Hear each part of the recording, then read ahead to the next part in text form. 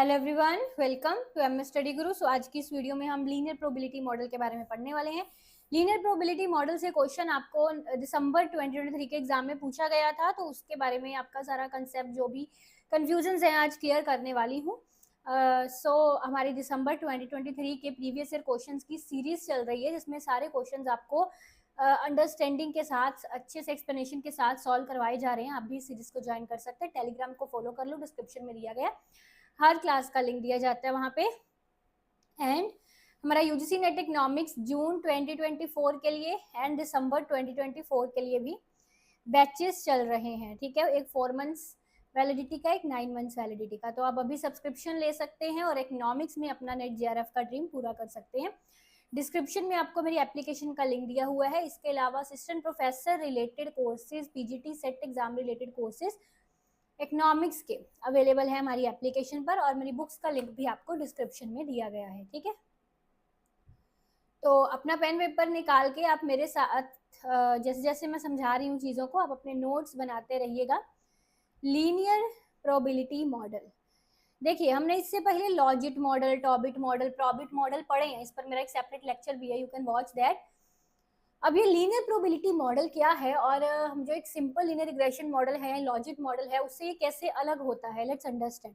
तो सबसे पहले मैं यहाँ पे मॉडल ले लेती हूँ, बिकॉज यहाँ पे बात है आपको अंडरस्टैंड करवानी है चीजें, वही नहीं है कि सिर्फ चीजें रटवा देनी है।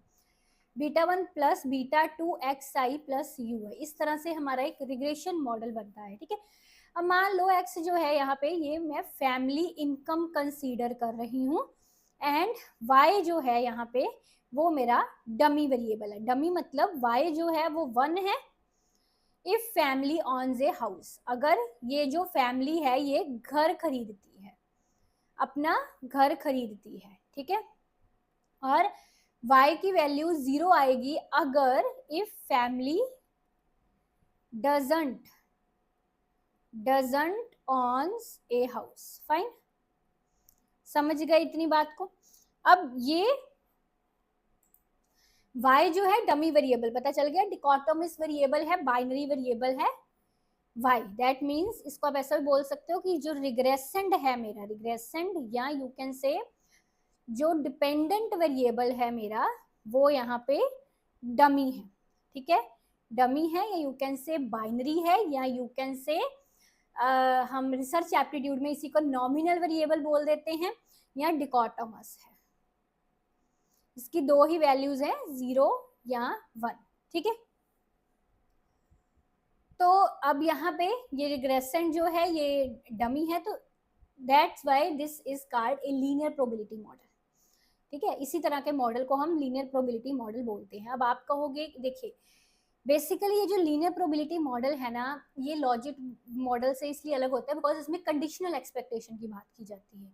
यस, दैट मीन्स यहाँ पे कंडीशन लग जाती है, conditional expectation of y given x, given x, इसको हम ऐसे लिखते हैं expected value of y given x। यानी कि मुझे पता करना है कि क्या वो फैमिली घर खरीदेगी गिवन फैमिली की इनकम। ठीक है, तो इसमें कंडीशन आ जाती है। So conditional expectation of y given xi such that can be interpreted as the conditional probability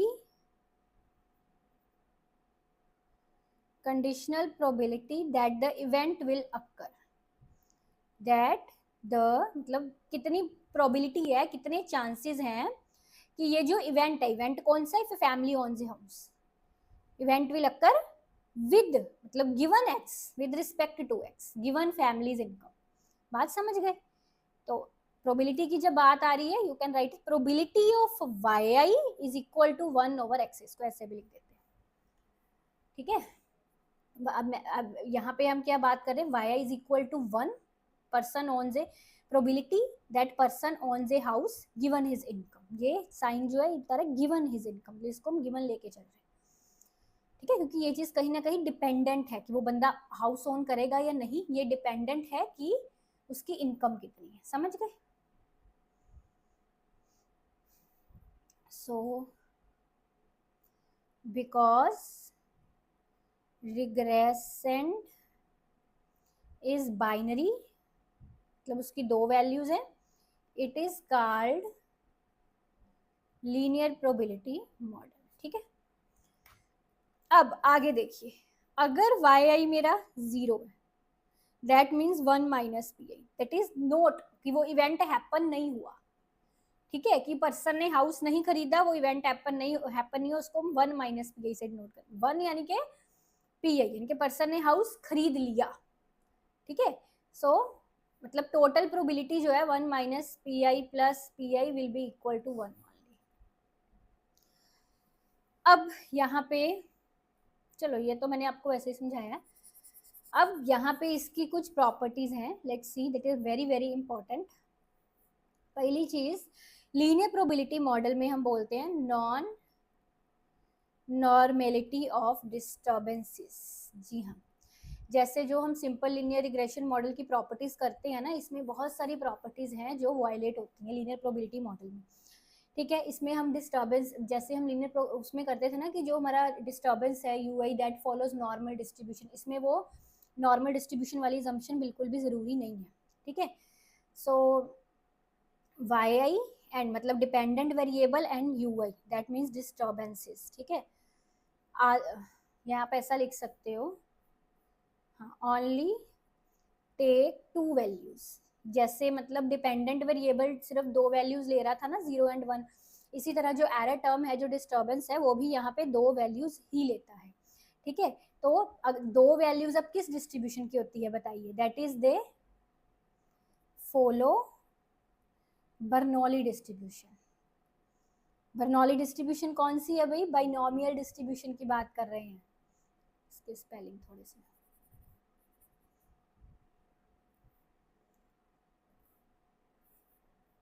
so you can write they follow Bernoulli और you can say binomial distribution, क्योंकि binomial distribution ही तो ऐसी होती है ना जिसमें 2 वैल्यूज होती हैं सिर्फ सक्सेस एंड फेलियर की। सो इसलिए जो डिस्टर्बेंसेस है यहाँ पे वो नॉर्मल डिस्ट्रीब्यूशन को फॉलो नहीं करती, जैसे हम पहले पढ़ते थे एक सिंपल रिग्रेशन मॉडल में जो ओएलएस के assumptions में वो बाइनोमियल डिस्ट्रीब्यूशन को फॉलो करता है डिस्टर्बेंस। ठीक है, डिस्टर्बेंस टर्म। ओके, आपको याद होगा हम ओएलएस की assumptions में पढ़ते थे ना कि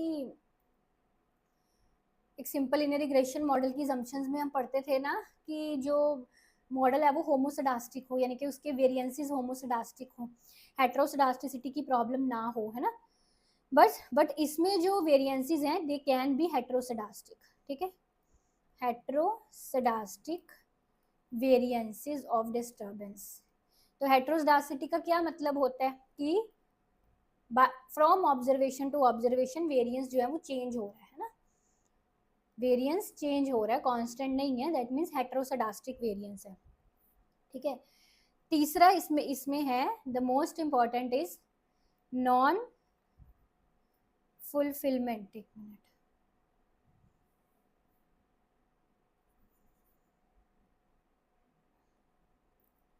non fulfilment of this criteria. अब ये क्राइटेरिया आपको याद है, हम जब भी प्रोबेबिलिटी कहीं पर भी पढ़ते हैं हमेशा पढ़ते हैं कि probability always lies between 0 to 1, probability always lies between 0 1, but इसमें ये ज़रूरी नहीं है। ठीक है, इसमें ये जो एक्सपेक्टेड वैल्यू है y की विद रिस्पेक्ट टू एक्स आई, ये ज़रूरी नहीं है कि 0 एंड 1 के बीच में लाई करे, यानी कि probability of Y I given X I ज़रूरी नहीं है कि 0 एंड 1 के बीच में लाई करे। ठीक है,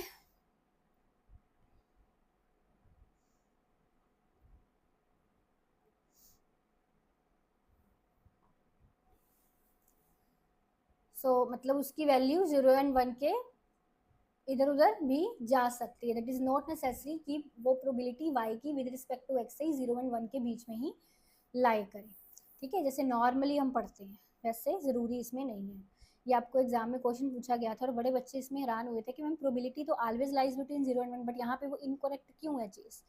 लीनियर प्रोबेबिलिटी मॉडल के केस में ज़रूरी नहीं है, कोई भी ऐसी गारंटी नहीं है कि वाई आई जो है ये Y I if I elaborate it little more, then I can write here, there is no guarantee that yi, the estimator of this expected value of yi given xi will necessarily fulfill this restriction of 0 and 1 के बीच में लाई करने वाली restriction, ठीक है। And आप इसको ऐसा भी बोल सकते हो, and this is the real problem with OLS estimation of LPM.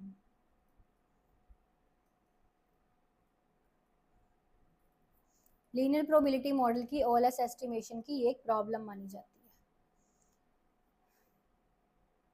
अगला एक और इसका प्रॉपर्टी है आर स्क्वायर से रिलेटेड। एज यू नाउ हमको पता है R square the so called coefficient of determination, जो एक्सप्लेन करता है कि कितना वेरिएशन जो है वो डिपेंडेंट वेरिएबल में इंडिपेंडेंट वेरिएबल के थ्रू आ रहा है, ठीक है। But in case of linear probability model जो आर स्क्वायर की वैल्यू है that is likely to be much lower than 1।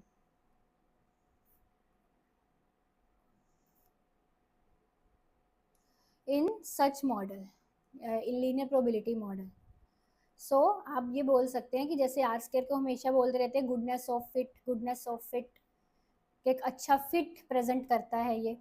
Are square may not be a measure of goodness of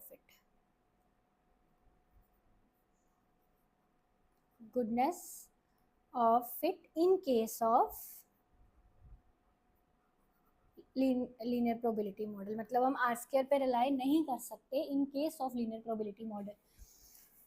fine, so ये इसकी प्रॉपर्टीज हैं और इसी से आपको अब ये आपने समझ लिया ना, तो अब दिसंबर वाला क्वेश्चन देखना जो LPM से आया था, you can easily solve that question, ठीक है। Thank you, take care, bye bye.